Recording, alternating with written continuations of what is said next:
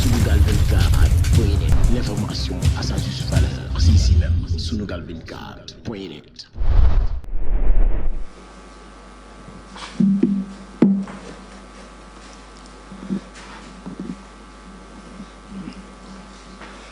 « 2 mars 2020, 2 juin 2020, 3 mois. Et en 3 mois, nous avons enregistré près de 4000 cas de Covid-19, dont 43 se sont terminés par le décès, soit une létalité ou un taux de mortalité d'environ 1%. À la même période, la létalité était 2,5 fois plus élevée dans la région Afrique de l'OMS et 6 fois plus élevée selon les données globales au niveau mondial. C'est donc dire que le Sénégal n'a pas vécu ce que l'on craignait, du fait probablement des mesures qui ont été prises très tôt, mais aussi du fait de la jeunesse de la population et d'autres facteurs sur lesquels je ne vais pas m'étendre. Donc, guérir du Covid-19 est la règle. Mais plus le nombre de cas augmente, plus le nombre de cas graves et de décès risque d'augmenter. Ces décès intéressent ou concernent en priorité les personnes âgées et les personnes qui présentent des comorbidités, même si nous devons avouer avoir perdu quand même des patients plus jeunes, de 40 ans et quelques, et de 50 ans et quelques. Quoi qu'il en soit, la prévention doit toujours rester la priorité. Je voudrais, avant d'aller plus loin, m'incliner devant la mémoire de ces centaines de milliers de personnes, plus de 400 000 personnes, qui ont perdu leur vie durant leur rencontre avec le virus SARS-CoV-2. La prévention est essentielle, on ne le dira jamais assez. Cependant, quelle que soit la prévention, il y aura toujours des cas secondaires qui vont survenir. Et avant de parler de ces cas secondaires, je voudrais lancer un message vraiment très important à l'endroit des personnes qui stigmatisent les personnes malades. La stigmatisation est dangereuse pour la personne malade elle-même parce qu'elle ne va pas consulter ou elle peut consulter tardivement et ainsi risquer sa vie. À l'heure où je vous parle, il y a beaucoup de patients graves qui sont à domicile, qui refusent de venir à l'hôpital du fait de la stigmatisation. Et parmi ces patients, il y a même des personnes qui travaillent dans le secteur de la santé. J'en discutais hier seulement avec le professeur Bey. La stigmatisation met en danger l'entourage du malade, parce qu'une personne stigmatisée est moins prompte à respecter les mesures d'hygiène de base à l'endroit de son entourage. La stigmatisation constitue aussi un danger parce que cela pourrait réduire en néant véritablement la lutte que nous sommes en train de mener. Je remercie d'ailleurs les personnes de tous bords, de toute société, de toute catégorie socio-professionnelle confondue, qui ont accepté de témoigner devant les médias pour parler de leur maladie. Cela contribue à réduire la stigmatisation. Alors, le traitement est essentiel parce que, tout simplement, quels que soient les efforts, nous aurons toujours des personnes qui tomberont malades. Et cette prise en charge, elle est globale, comme je l'avais dit. Elle nécessite le savoir-faire du médecin. Je peux vous dire que nous avons sauvé beaucoup de malades in extremis parce qu'ils avaient des complications gravissimes ou avaient des affections concomitantes très graves qui ont pu être dépistées à temps et prises en charge correctement. Mais cette prise en charge nécessite aussi des moyens. Parmi ces moyens, un seul moyen fait vraiment polémique. C'est le traitement antiviral à base d'hydroxychloroquine et d'azithromycine. C'est pour cela que je préfère axer mon propos sur ce traitement. Dans notre projet de recherche, nous avons pu analyser les données, cette fois-ci, de 559 patients et non de 162 patients comme la fois passée. Ces données sont issues des sites de Fann, de Dalal Jamm et de Diamniadio. Parmi ces 559 patients, 498 étaient âgés de plus de 12 ans. L'âge médian était de 33 ans, mais tous les âges étaient représentés. Des nourrissons au sujet de 85 ans. Il y avait autant d'hommes que de femmes. Un patient sur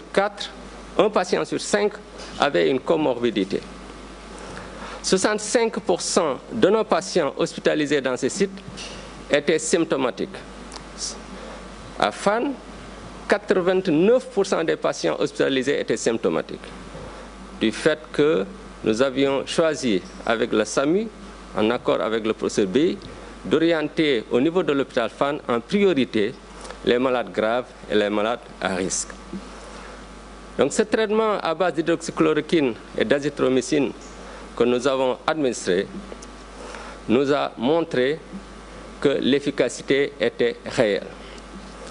Parce que la durée médiane des patients qui avaient pris ce traitement d'hospitalisation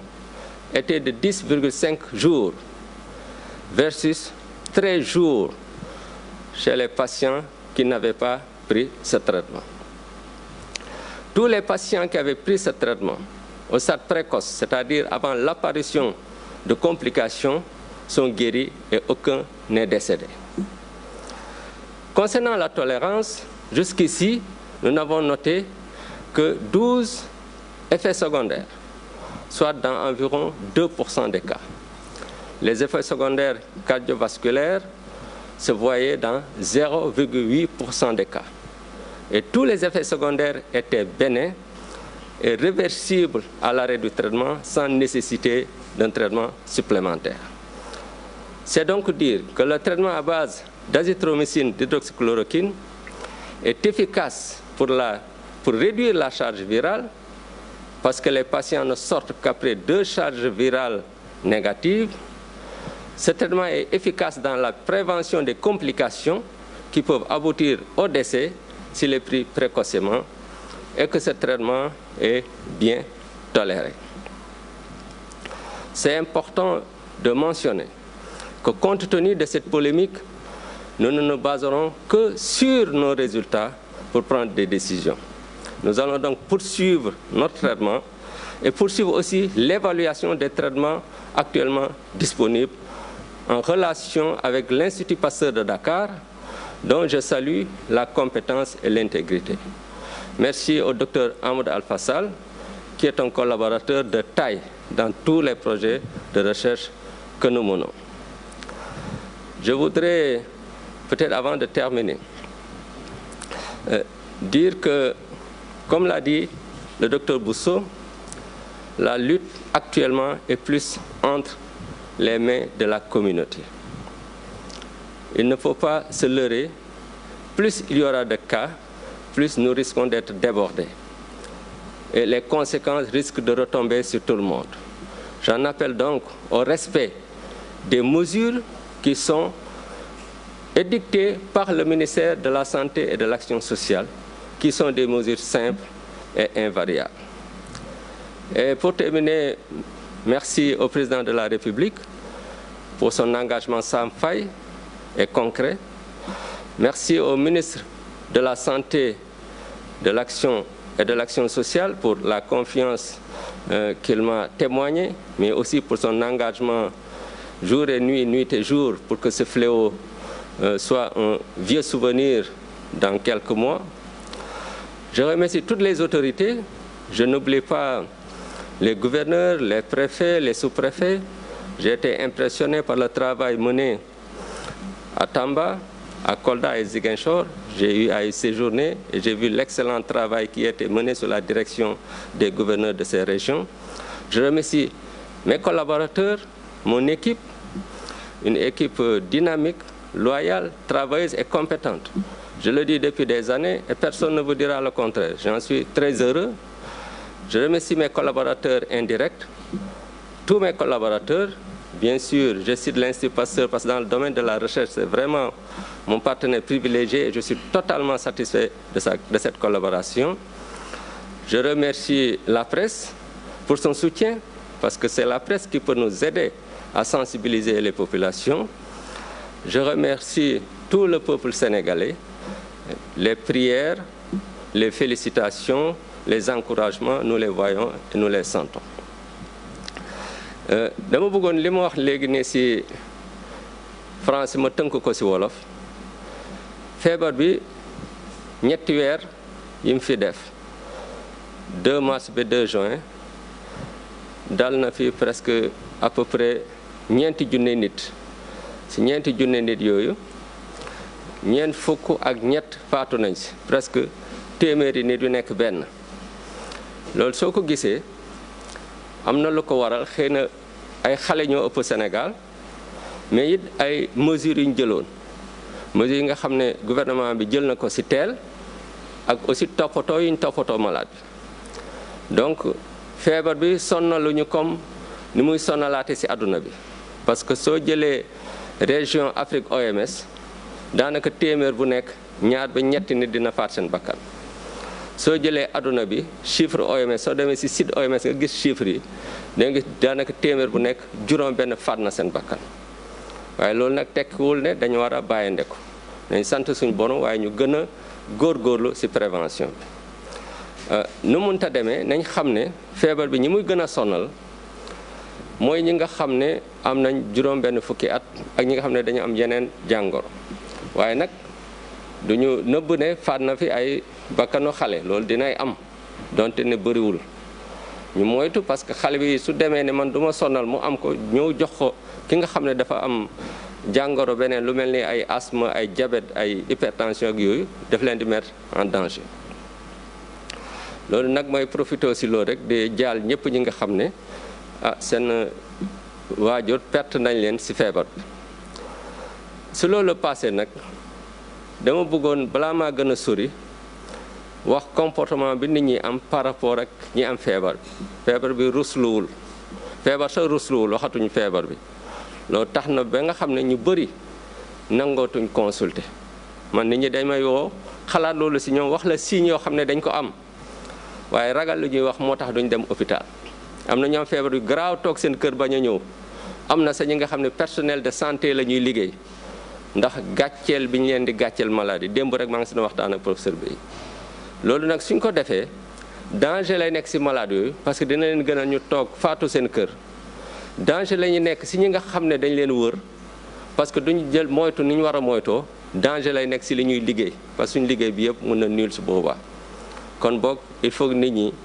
ñuy bañ di am comportement bu ñaaw par rapport ak nit ku feebar te feebar bi feebar la comme yeneen feebar yi ku am grippe doo ko daw waaw ak yeneen ak yeneen ak yeneen tuberculose moo gën a gaaw wàlle fuuf te loolu nit ki su ko amee dañuy jël ay précautions mais duñ ko jàppee comme feebar boo xam ne feebar bu gàcce la donc il faut nit ñi xoolaat seeni doxalin par rapport ak loolu su loolu passé nag nañ xam ne lu ñu def prévention dina am toujours cas yu ñëw cas yu nag il faut ñu faj leen nu mu waree faj bi nag dafay tëdd ci ñaari fànn d'abord kiy liggéey kër docteur am nañ malade yoo xam ne dañu am complication yu garaaw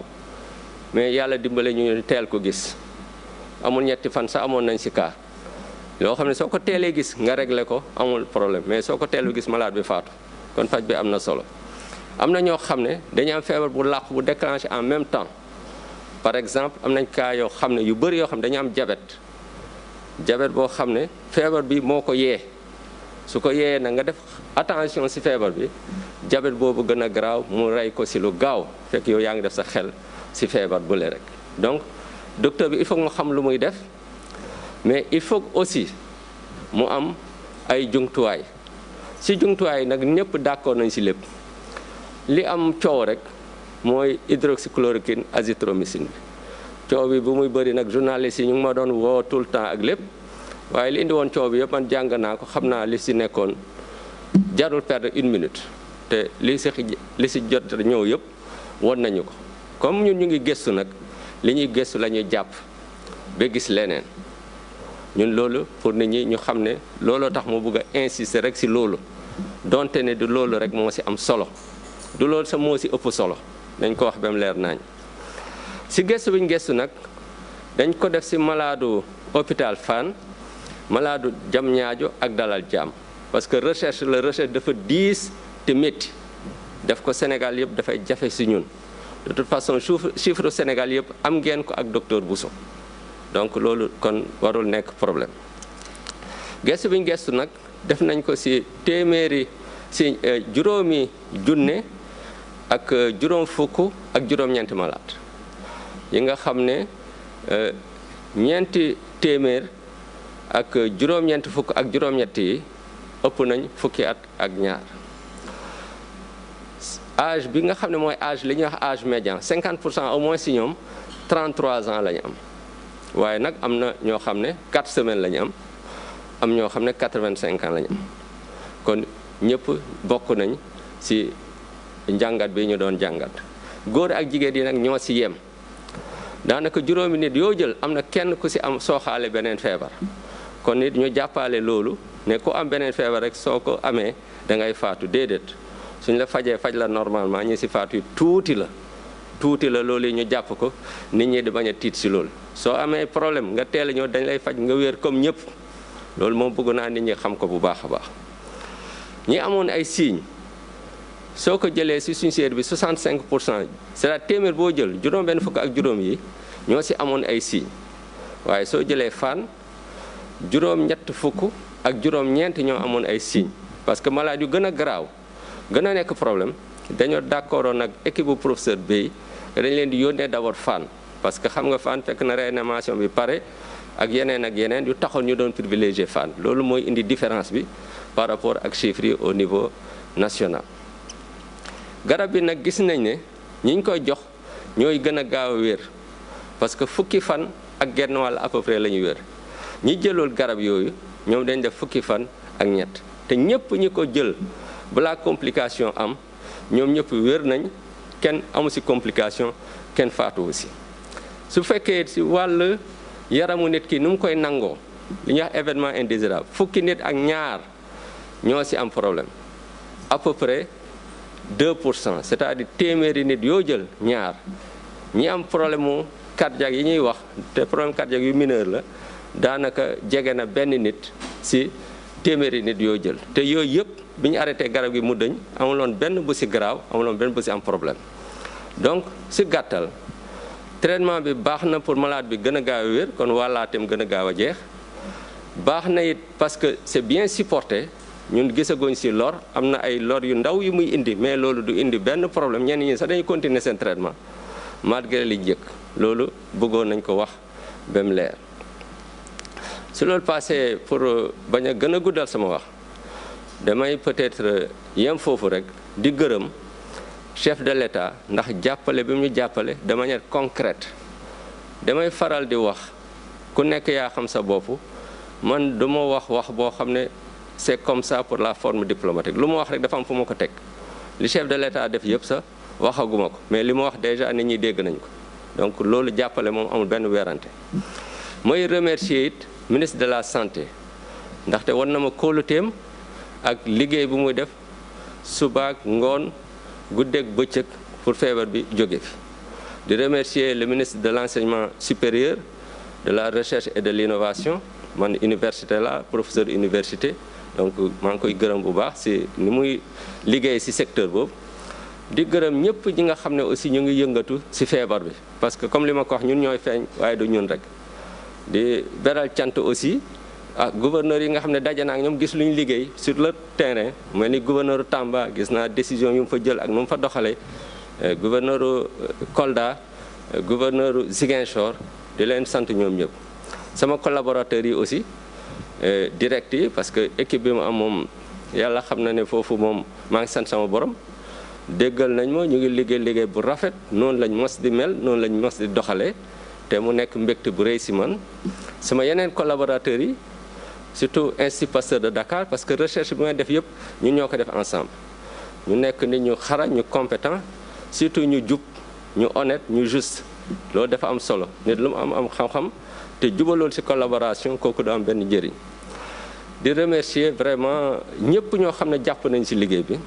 di remercier presse bi di leen ñaan nag ñu continuer dañu jàppale ci sensibilisation seen rôle am na importance lool. di remercier peuple sénégalais bi parce que seeni ñaan seeni félicitations seeni encouragement yëpp ñu ngi koy gis jërë ngeen jëf.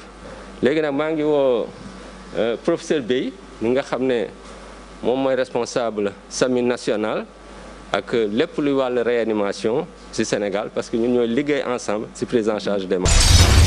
Sunugal24.net, l'information à sa juste valeur, c'est ici même, Sunugal24.net.